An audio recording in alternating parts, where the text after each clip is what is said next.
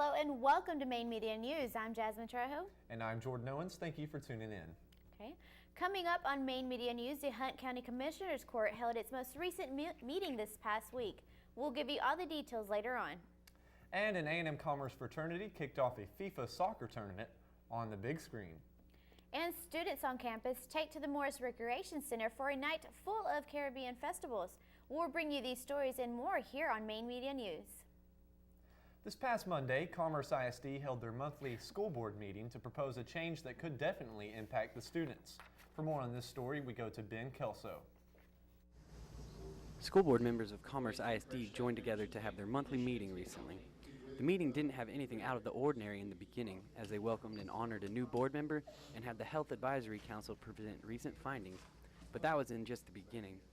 Things took a serious turn when the board began discussing the deficiencies in the state's standardized testing. I think it limits the things that outside the box kind of things that can do, students get the opportunity to do because, well, they can't do it because they're busy trying to do what they need to do to pass the test. The board presented a proposal to be sent into the state representatives to re-examine the importance of standardized testing that have been implemented. It's not just the administration that feels the test may be lacking in practical value. It does only focus on certain things. We're kind of lost when we get to college and we don't know fully what we need to know because it just prepares us for that test. It doesn't prepare us for what's after.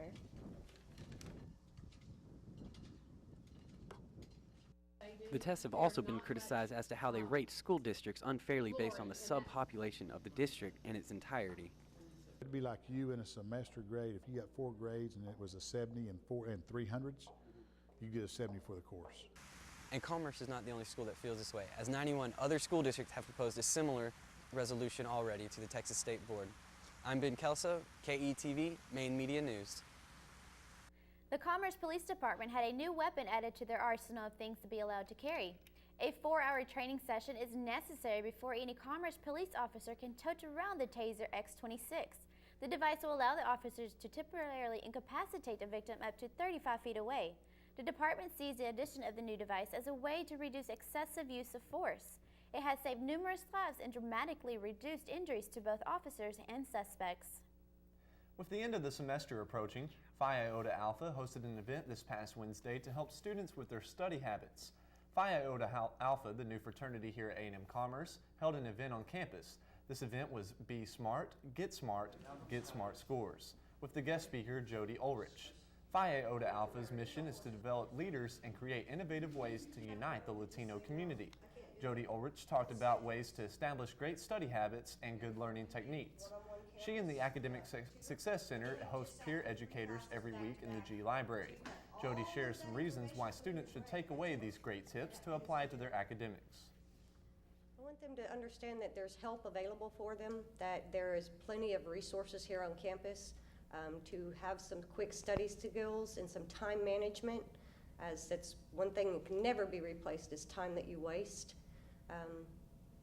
And then realize that there is people out here who care and that want to help.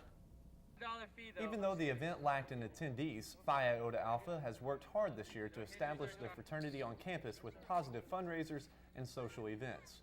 The fraternity found it rather hard to connect with the students, hosting an event that was less flashy than other fraternity events on campus. Phi Iota Week also included a Boys and Girls Club game day at Morris Recreation Center.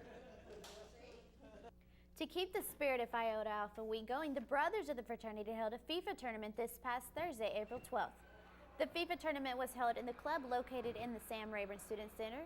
Students had to register at the door in order to enter the competition. But once registered, they were paired up and the real competition began. The Phi Iota Alpha Fraternity Incorporated had trophies at the end of the night for the first, second, and third place winners. All was fun and games, but the fraternity had another reason for the FIFA competition. To promote UNICEF, and also to promote ourselves, and most of the proceeds that we make today, it is $3 to enter the FIFA tournament, and most of the proceeds that we make today will go to UNICEF. And in addition to that, we're also raffling a Barcelona jersey. The FIFA tournament at the end of the night was a good event. Where the students enjoyed playing the game, the fraternity proceeds went to UNICEF, and the players had a chance to win a trophy at the end of the night. Plus, they had a chance to enter a raffle to win a Barcelona jersey at the end of Phi Iota Alpha Week. This past Monday, the Alpha Epsilon chapter of Zeta Phi Beta Sorority Incorporated hosted a rather different pageant than we are used to. The pageant was titled It's Your World, Big Girl, and it included 8 lovely full-figured ladies who were not ashamed to strut their stuff in several categories: grown women wear, formal wear, and business casual.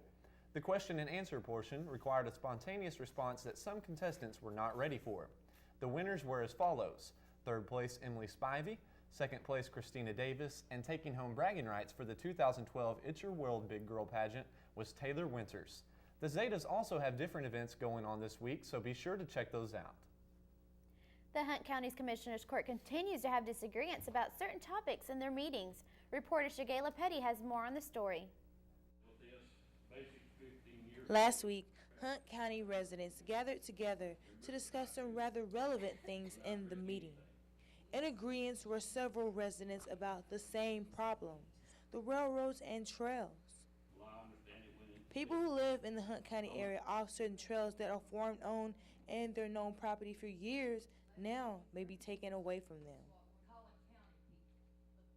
We'd been hearing reports from our neighbors about trash being dumped and all kinds of stuff. So we went to check it out, and there is foot-deep waterways in the trail with fish and bullfrogs and snakes in.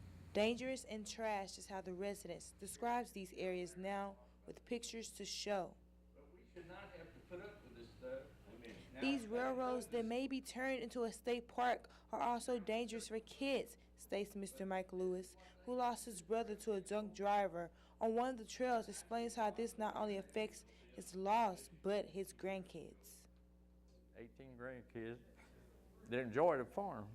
They love it out there. But if this thing becomes an amusement park... So what can the Hunt County Commissioners Court do to make the people who live in the area feel safe? We need a resolution from our Commissioners Court to stop the funding. It's railroad tracks like these that residents are worried about. The next question is, what is going to be done to fix it? I'm Shigayla Petty for KETV Main Media News. Monday, for a lot of people, is the worst day of the week. But for a group of students at A&M-Commerce, it has become something they look forward to each week. On September 12th of last year, a few students from A&M-Commerce hopped into their cars and drove to Sulphur Springs, not knowing the tradition that they would begin.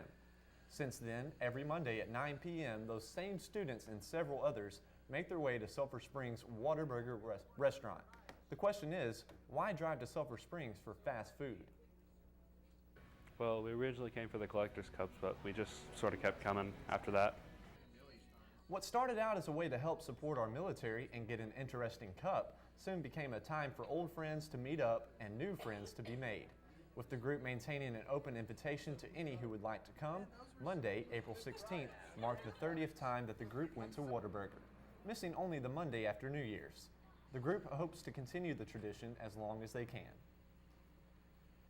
Texas A&M-Commerce percussion students held a recital in the new music building for family, friends, students, and community members. Chamber singers perform on campus. Main Media News covered the event this past week. And the city of Greenville came together to help clean up the area at a Greenville trash off. We'll have these stories and more coming up after the break. And now for a look at some events going on in Commerce and the surrounding area this week. The A&M-Commerce Project Runway Show will be held at the Pride Rock Courtyard on April 19th from 5:30 to 7:30 p.m. And the City of Commerce is holding its annual big event this Saturday. Anyone who is interested in getting involved with the citywide cleanup project is encouraged to meet at the City Park at 8 a.m. on Saturday. Stay tuned for more Main Media News right after this.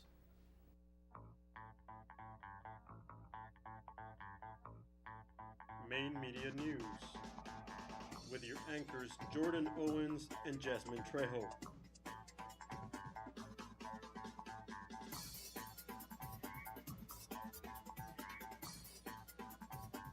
Sports with Shigayla Petty and Chris Mandwell with the weather.